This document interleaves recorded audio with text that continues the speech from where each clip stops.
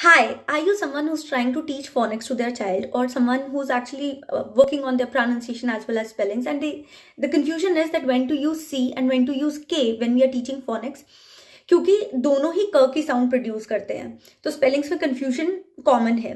मैंने ये भी बताया था, इस पर मैंने एक वीडियो पोस्ट की थी कि जो सी है उससे स की साउंड भी प्रोड्यूस होती है, जिसका लिंक मैं कमेंट सेक्शन में दे दूंगी। इसमें क्या होता है, जब जिन केसेस में क की ही साउंड प्रोड्यूस हो रही है, सी जब क की साउंड देता है तो उसके बाद जो लेटर्स हैं वो ए, ओ और यू आते हैं, और जो के है वो आई और ई जब उससे पहले आता है तब वो क की साउंड प्रोड्यूस करता है। मगर हम बच्चों को कैसे सिखाएं? जो 5 वाउल्स हैं वो 12 वाउल साउंड्स प्रोड्यूस करते हैं। ए ई आई ओ यू से 12 साउंड्स प्रोड्यूस होती हैं। अ आ ई उ ऊ। ये मैंने इस पे एक वीडियो भी डाला था। तो इससे हमें उन्हें एक तो साउंड्स का पता चल जाएगा। इनमें से आई और ई अक्सर, नॉट ऑलवेज, मोस्टली जो है वो ई की या बड़ी ई की साउंड प्रोड्यूस करते हैं।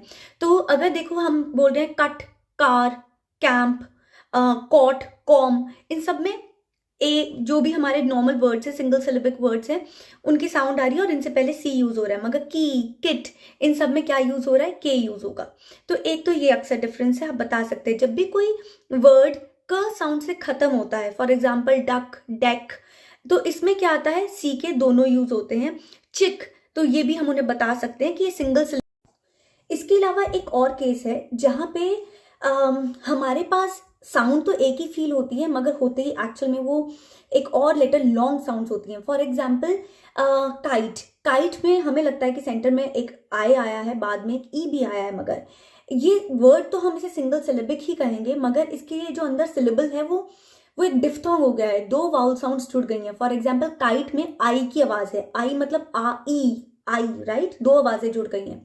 तो ऐसे केसेस में क्या होता है, ये ज्यादातर तभी होता है जब किसी वर्ड के एंड में ई आता है तो वो लॉन्गर साउंड बन जाती है। जैसे किट का पीछे ई लगाया तो काइट बन गया, टैप था पीछे ई लगाया तो टेप बन गया, कैप था कैप के पीछे ई लगाया तो केप बन गया। तो ऐसे केसेस में आपको एक तो अपने बच्चे को बताना है कि अगर ये पर्टिकुलर ई ना होता या अगर इसकी साउंड छोटी होती, थोड़ी नॉर्मल साउंड होती, डिफ्थोंग नहीं होती, ये विद टाइम आपका बच्चा सीखेगा कि डबल वाउल की साउंड नहीं होती तो ये वर्ड कैसा होता। तो उससे एक तो उसकी स्पेलिंग्स भी क्लियर हो जाएंगे और उसकी प्रोनाउंसिएशन भी इंप्रूव होगी, जहाँ पे उन्हें पता चलेगा कि 2 वाउल साउंड्स इकट्ठी भी आ सकती हैं।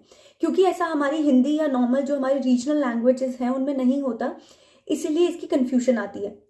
इसके अलावा अगर आपको कोई भी ऐसी और साउंड है या लेटर है या स्पेलिंग्स हैं जिसमें आपको लगता है कि आपका बच्चा बहुत इजीली कंफ्यूज हो रहा है, then please write to me, please share it, so that एक तो सब लोग अपनी स्पेलिंग्स एंड प्रोनाउंसिएशन इंप्रूव कर सकें और सेकेंडली सबके डाउट सॉल्व हो सके।